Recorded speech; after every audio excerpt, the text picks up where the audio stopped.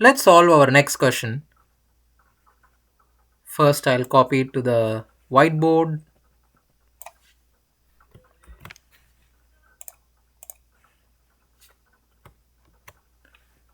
Okay. To pass an exam, a student needs 36%. He gets 113 marks and is declared fail by 85. What are the maximum marks? So here, 113 is what he got.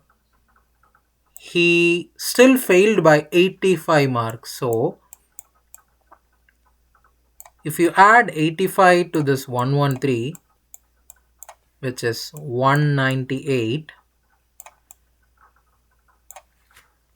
you could understand this is the pass mark, correct? Which is, as it says here, the student needs 36% to pass. So your 198 is 36%. In this pattern, what you could understand is 36%, 198. What is 12%? Which is 198 divided by 3, that is 66. Why did I choose 12? Because when you divide 36% into 3 parts, each is 12%. So 12% is 66. You could still divide this 12%. So 4% is 22. So you could very well understand by reducing into smaller parts like this, you could achieve maximum marks, which is 100. When you look at it now, 4% is 22. So 8% is 44, right? 10% is half of this 22. So 44 and 11, 55. Yes. So 10% is 55. 100% should be 550.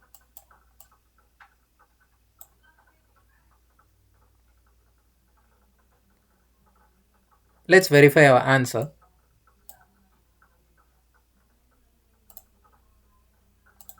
Yes, it's 550. Let's move on to the next question.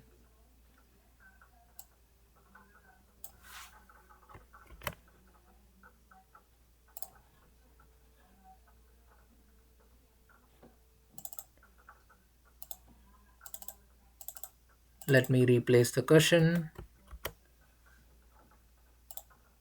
All right.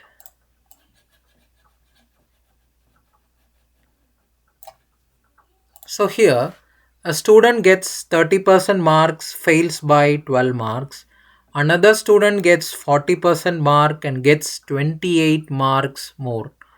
Okay, so this seems a little difficult, but let's see. He gets 30% marks and fails by 12 marks. Okay, right. I was initially thinking 60 as the pass mark because 30% he would get 48, fails by 12. But when you put 40%, which is when 30 is 48, your 40 becomes 64, but he doesn't get 28 more than the pass mark. Okay, so we have to think a little bigger. Okay,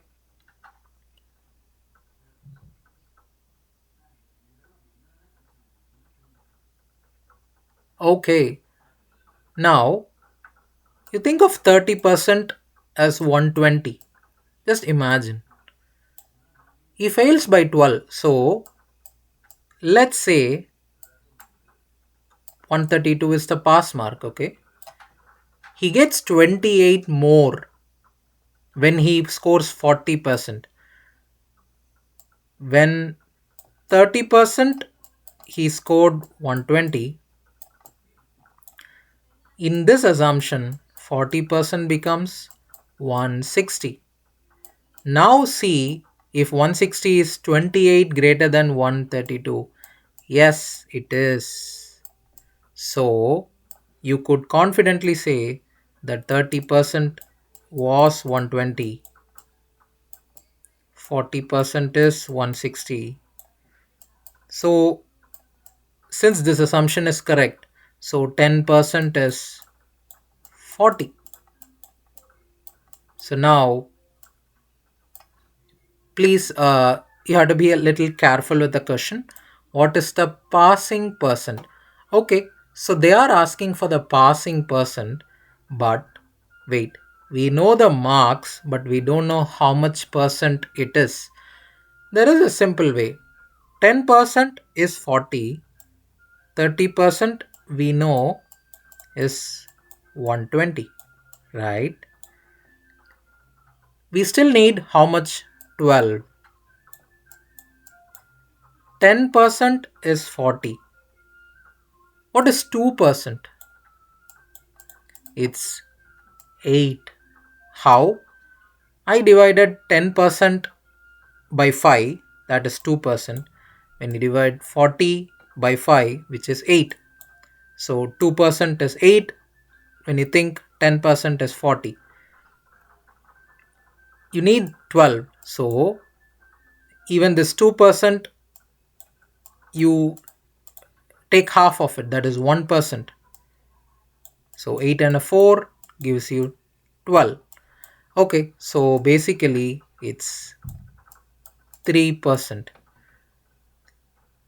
Actually, it kind of sounds complicated, but the simple way is like when 10% is 40, you could first try to think what is 1%. 1% is 4. So now 3%, now it's 12. There you go. So this will, like, deriving in this way, it's very simple. So 3% is 12. So now you already have 30%. So this is 33%, right? Okay, let's check the answer. Yeah, it's 33%. Next question.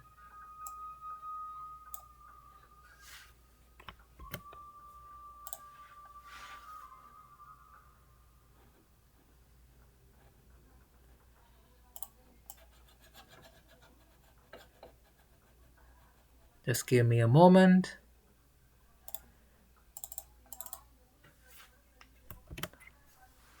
All right. A student has to obtain 33% of the total marks to pass. He got 125 and failed by 40. What are the maximum marks? He got 125. He fails by 40. So if he got that 40, it will make him 165. He would have passed the exam. Now, this is important. He has to obtain 33% of the total marks to pass. We very well know this 165 is 33%, right? So now we have to think here. This 165 is 33%. Okay. Think in this way. 33, think of 99. What is 99%? It is 495. So you multiply 165 into 3. So that is 495. 99% is 495. What is 100%? Which is your maximum marks. So here I will definitely say it's 500. How? 100% is 500. Just imagine 10% is 50. 1% is 5. So here in the earlier assumption we are missing 1%. That's why the answer is missing another 5. So you could understand your 100% is 500. So let's check it. Yeah, we are right. Let's move on to the next question.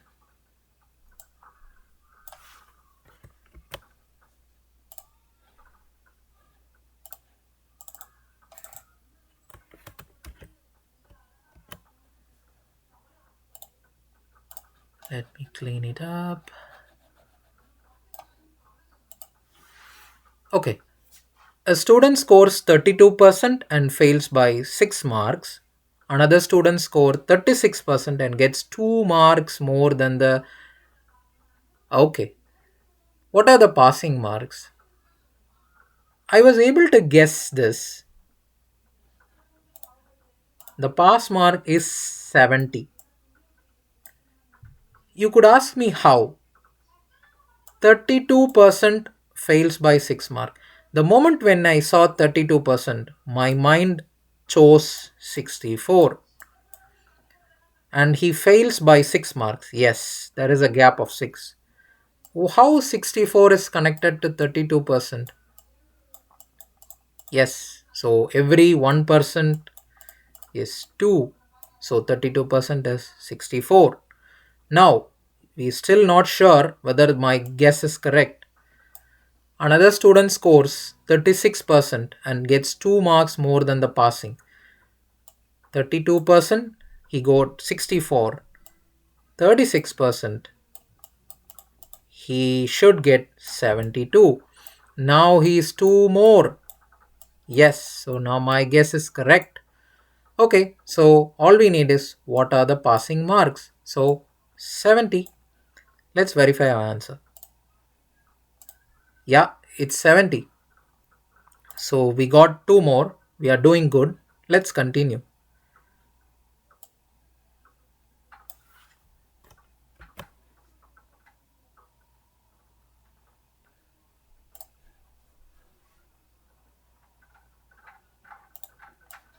I will clean it up in a moment.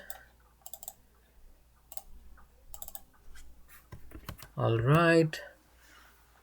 In a test, a student obtained 20% marks, failed by 30 marks, 32% mark, and got 42 more than passing. Okay, right. Failed by 30 marks.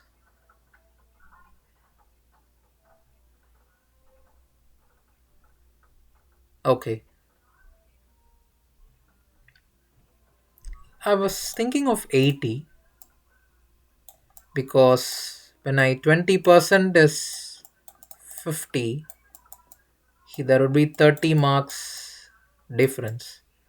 But it has to prove here, okay? 20% is 50.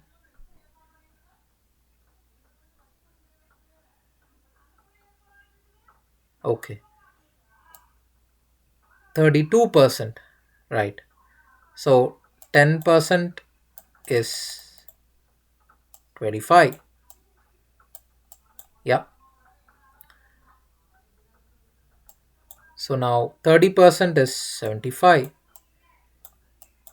If you add 2%, it's exactly 80. He is not 42 marks more. So this is not the right guess. Okay.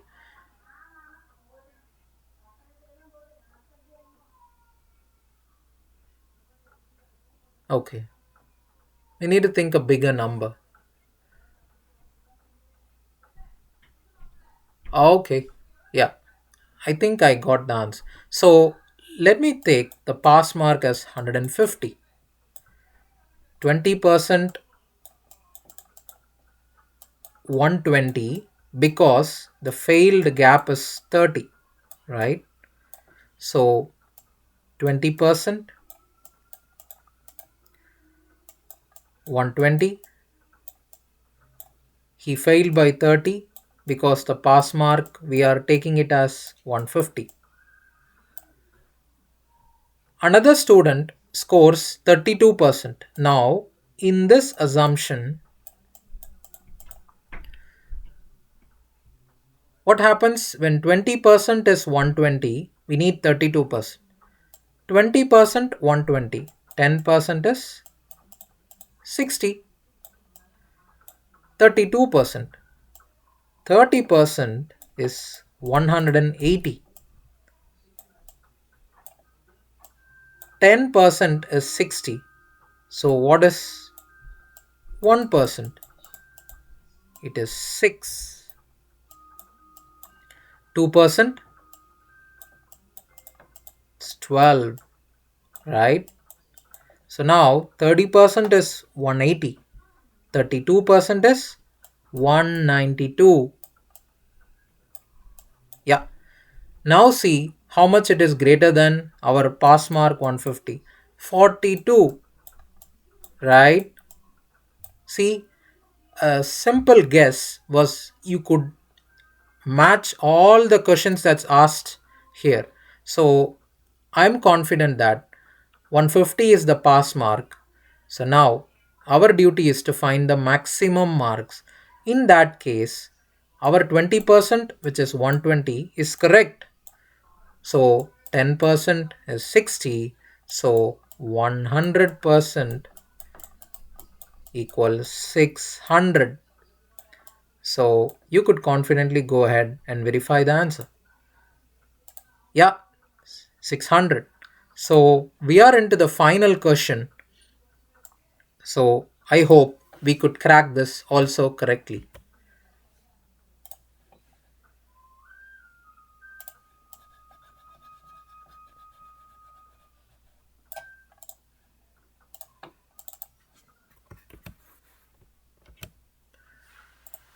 Passing marks in an exam are 40%. Student gets 90, fails by 10. Another student scores 60. What are the marks obtained by the second student?